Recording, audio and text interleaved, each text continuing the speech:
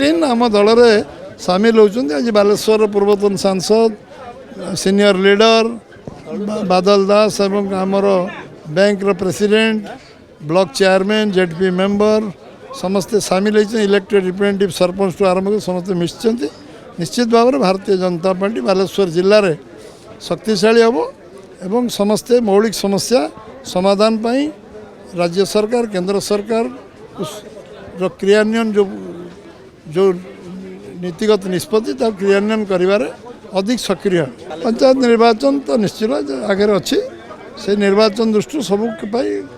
समस्ते जो मैंने सामिल है से मिसिक काम करेंगे ये विषय चर्चा आलोचना आवश्यकता नहीं कारण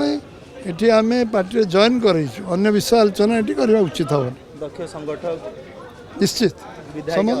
समस्ते आम समस्ते काम करेंगे मिसिक काम करेंगे। डीटीवी ओडिया देखिवा पाई सब्सक्राइब करंतु एवं बेल आइकन को मध्य दबाई दियंतु।